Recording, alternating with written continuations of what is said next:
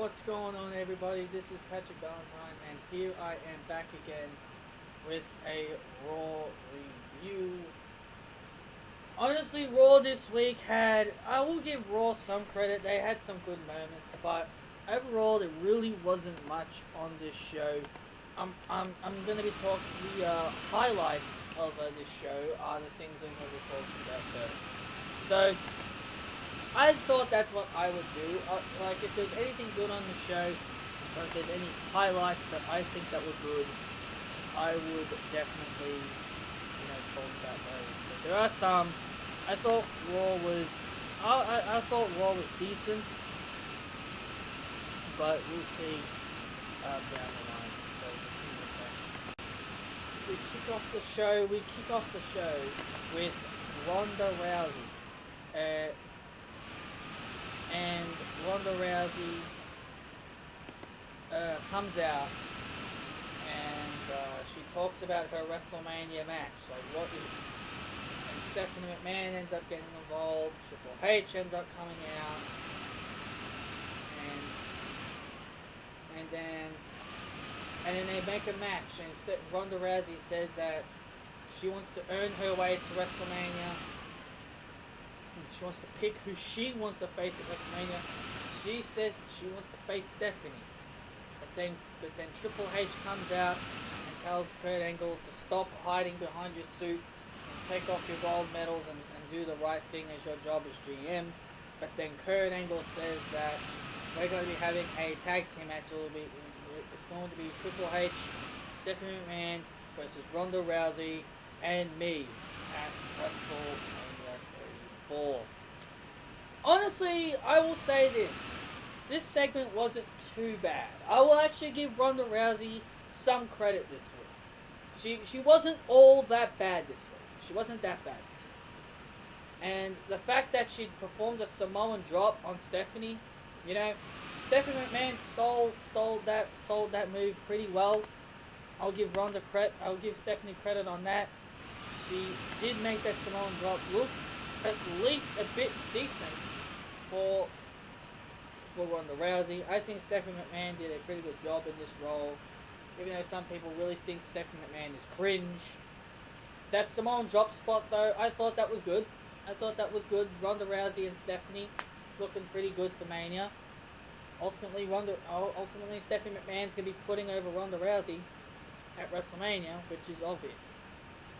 So yeah, I didn't think this segment was too bad. And the next big highlight I want to talk about is Asuka and Nia Jax. Now, we don't know what's really going on with these two. Asuka and Nia Jax opposingly had a great match. So, I'm not going to sit here and say it was bad, but again, I just really can't see the appeal on Asuka. I've said this all the time. I don't understand what's the appeal in Asuka, and it's just something that I just don't really understand.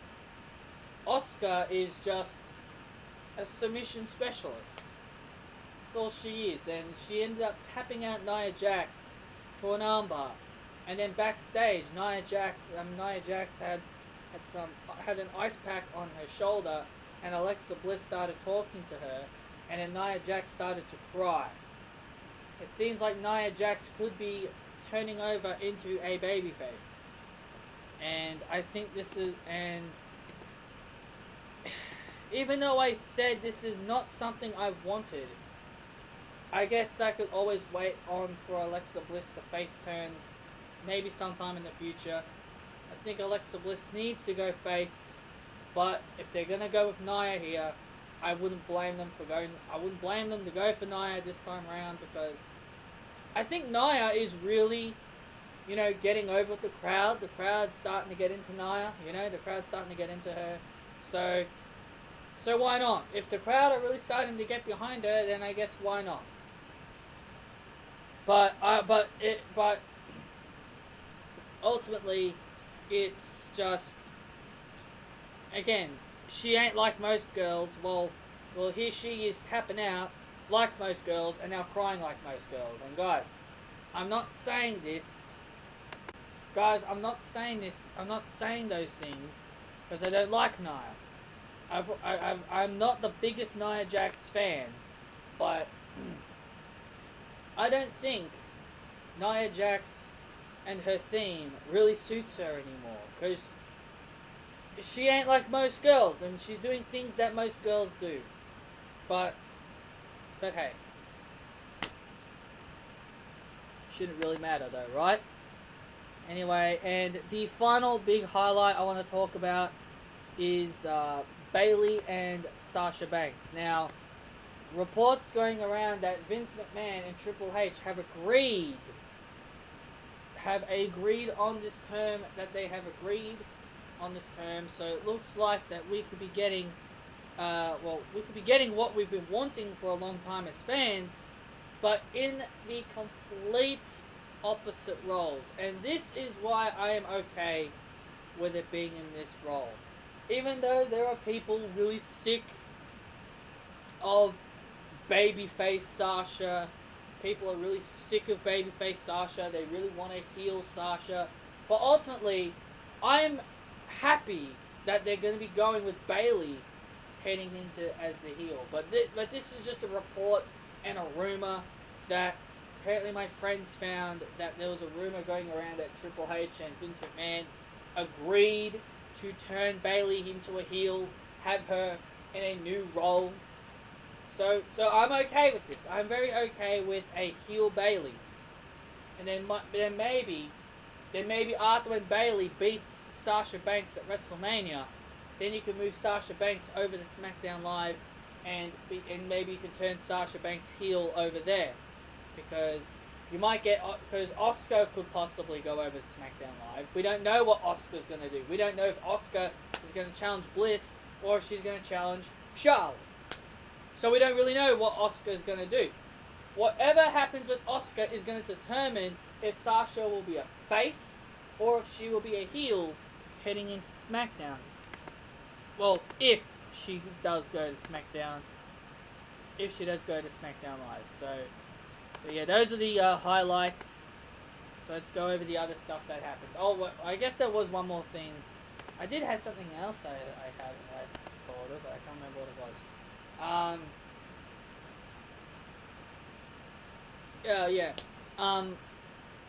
Then we had The Bar versus The Revival. Honestly, I'm gonna sit here and tell you guys that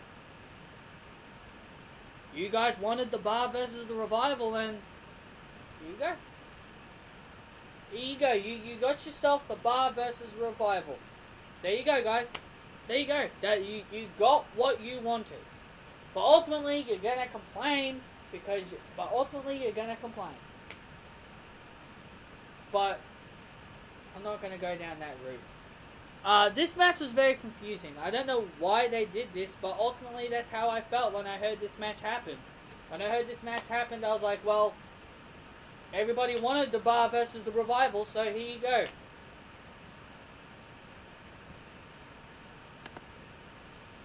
The Bar beat The Revival, and that's that. And John Cena versus Goldust. Why is John Cena on Raw? I thought he was building towards SmackDown. I thought that's where he wanted to go. He wanted to go to SmackDown and begin his road to WrestleMania on SmackDown Live. Why is he on Raw? Why? John Cena being on Raw makes no sense. Yes, he's a free agent. But John Cena left Raw to go to SmackDown Live to find a path on his road to WrestleMania. He found that path into Fastlane. So why is he on SmackDown now? So why is he on Raw now, I mean? Why is he now automatically on Raw having a match with Goldust? First time evers. We're going to have another first time ever. First time evers, guys. We've got another first time ever. I mean, seriously, like, what the hell is this? Goldust and John Cena face off for for the first time ever? Why should we be excited that Goldust and John Cena are versing each other for the first time? Why should I be excited for that?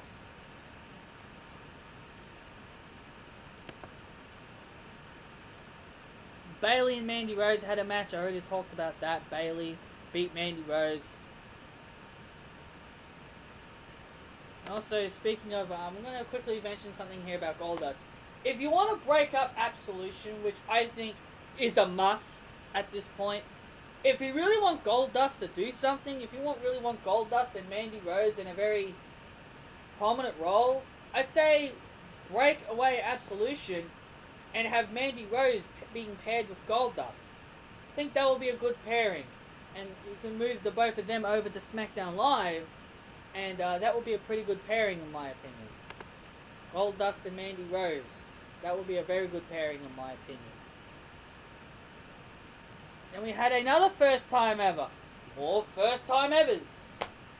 Braun Strowman versus Elias in a Sympathy of Destruction match. This was a... I'm gonna say this was a fun little match. Braun Strowman just had his way with Elias. Elias, came out all tough, all brave, and then he wanted to run away. He got in his limo, and he was trying to figure out why his limo wasn't going, and Braun Strowman was standing behind it, and he said his signature, "I'm not finished with you!" I missed that line. Honestly, I missed that line. Braun Strowman saying, "I'm not finished with you," is one of the best lines that Braun Strowman has ever said. And indeed now, I think Braun Strowman is finished with Elias, because he just destroyed Elias. And I'm going to tell you guys this. I don't mean to say hate, but I really am sick and tired of Corey Graves being a back and forth, in between commentator. I really am sick of it. Why is he barracking for the babyface? Why? When Bayley was in the ring and Bayley pushed Sasha Banks and ignored her hug, Corey Graves said, good for Bayley, good on for Bayley, because Bayley's turning heel. Why is Corey Graves... Can someone explain this to me? Why is Corey Graves barracking for Braun Strowman, who is a babyface, and Elias is a heel? Why does he want the heel get beaten up? So what is he, a baby? What is Corey Graves supposed to be? Is he supposed to be a heel commentator, or is he supposed to be a babyface commentator? He's meant to be a heel commentator. That's what he's meant to be. Why am I listening to Corey Graves? Why am I listening to Corey Graves barrack for Braun Strowman, and then here you got Michael Cole, worried about Elias. Like, what's going on here? Why is it that Corey Graves becomes a babyface and then Michael Cole becomes a heel whenever Elias is on screen? It was the same thing with Enzo Amore. Even when Enzo Amore was a heel, Corey Graves never liked him. As a babyface, yes, fine. But as a heel, why did he hate him as a heel? I just don't understand it. I don't understand it. Why is Corey Graves barracking for a babyface? Huh? Tell me. Someone tell me. This is unbelievable. If he's supposed to be a heel commentator, why is he barracking for the babyface Braun Strowman? And then you got Michael Cole worried about Elias. Now, obviously, his injuries is a good reason why he should be worried. But you got Michael Cole saying that he likes Elias' singing. And that he likes when Elias performs. So, why not turn Elias into a babyface so you can actually have Michael Cole like Elias? Why is Elias being portrayed as a heel, but Michael Cole likes him? That's the one thing I really don't understand. And this is a common thing that I've always seen on Monday Night Raw whenever Elias is in the ring. What's going on here? Your commentary is all over the place. This commentary booth is all over the place. You got Michael Cole liking heel Elias because his performances and his singing, and you got Corey Graves barracking for a babyface because he can't stand Elias because he's a heel. This is the one thing that I've had an issue with Corey Graves. He did this at Clash of Champions last year. You know, he's a heel. He's meant to barrack for the heel, but then when Charlotte Flair wins her match, he starts praising Charlotte. He starts believing that Charlotte's the queen. Well, what is this? Is Corey Graves an in-betweener?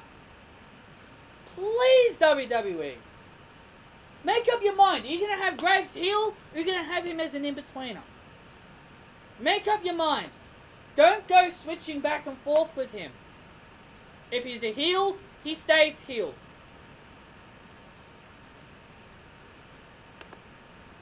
I'm honestly sick of this commentary team, man. I'm just so sick of it. Bray Wyatt versus Rhino. I didn't even watch this match. I got home. I actually wanted to watch a bit of the replay to see where I was up to, and I just finished watching Braun Strowman and Elias's match. And guess what? I didn't even watch Bray Wyatt versus Rhino. Do you know where I was when this match was on? Taking a piss. That's where I was. I was taking a piss. I was in the toilet taking a piss, and the next thing I hear the bell rings, and I hear Bray Wyatt's music. But I will say, Matt Hardy, with his Woken gimmick, this is something that they've really needed to do with Matt Hardy. Finally, they're doing something different with Matt Hardy. They're finally putting a settle to this score, and they had a really good shot of Matt Hardy talking about the Hardy compound, and when we see what the compound is like. You know, I actually really liked this. This was actually not a bad closing moments to Bray Wyatt, with Bray Wyatt and Matt Hardy. I thought that was a very good segment. I thought that was very, very good, and it was very well thought out. So yeah, I liked it. I liked it. It'll be Bray Wyatt's final deletion. That's for sure. Then we had the Mizzies. Oh boy, one of my favorite things about Monday Night Raw, the Mizzies. No, I'm not actually. I'm actually being sarcastic, by the way. I hate the Mizzies, you know? I hate the Mizzies. It's one of the most stupidest things that you can do with the Miz. The Mizzies. You would know who would win these awards.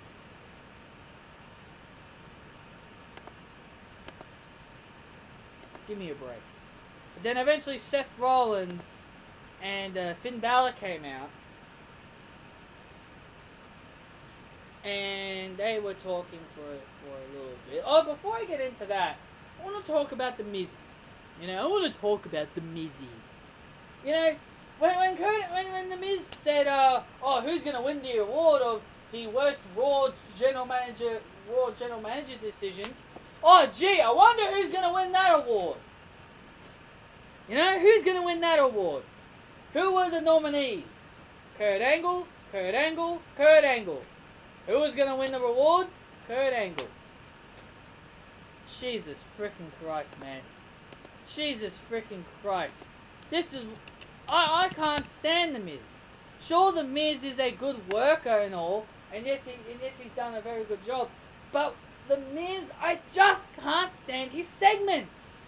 Just can't stand his segments, because these segments, they just make me not want to care. These don't make me care. Why should I care about Miz handing out fake awards? Why should I care about him handing out pointless awards that mean nothing to your career highlights?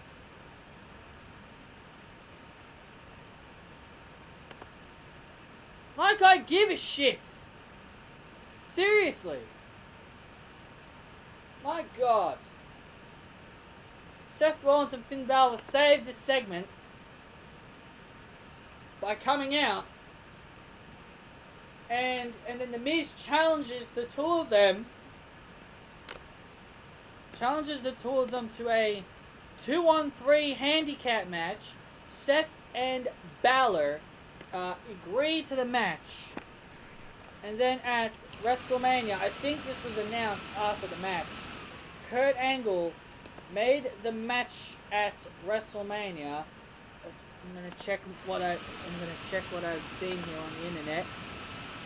Yes, yes, it's actually true. Yes, it did happen. Kurt Angle announced that at WrestleMania, Finn Balor and Seth Rollins will be battling for the Intercontinental Championship against The Miz. Now, I really hope this is the end of The Miz's Intercontinental Championship reign. What if it was up to me? Now there's a draft coming up. If it was up to me, guys,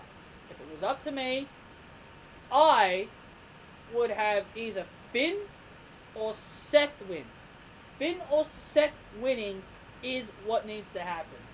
And either one of them winning, taking the Intercontinental Championship over to SmackDown Live is a must. I think having the Intercontinental Championship on SmackDown is definitely more better than what it's been doing on Monday Night Raw. So what I'm predicting, guys, is that I reckon whoever wins the Intercontinental Championship will be drafted to SmackDown Live, and whoever the US champion is going to be, if it's Orton, Rude, or Mahal, I reckon one of them will be on Raw as the US champion. That's just a bold prediction on my part.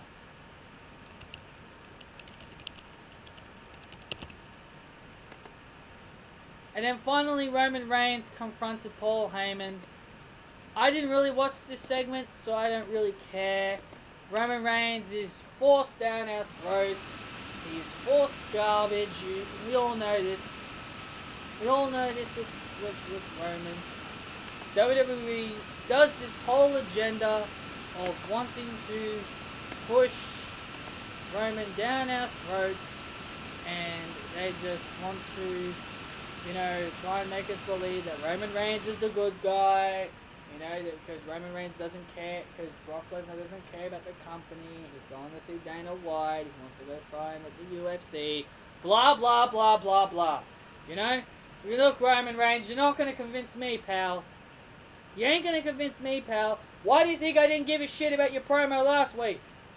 Because I knew it was a load of shit. Your promo was full of shit last week, and you expect me to believe, and I'm sorry about that, I got the freaking hiccups. You expect me to believe that I'm supposed to cheer for you because you told the truth? Come on, man. You expect me to like you because you said that Brock Lesnar doesn't care about the WWE? He hides behind his contracts. He took a photo with Dana White. Who gives a shit? Who gives a shit? We know Brock Lesnar's on his way out of the WWE. Why are you telling us this, Roman? Honestly.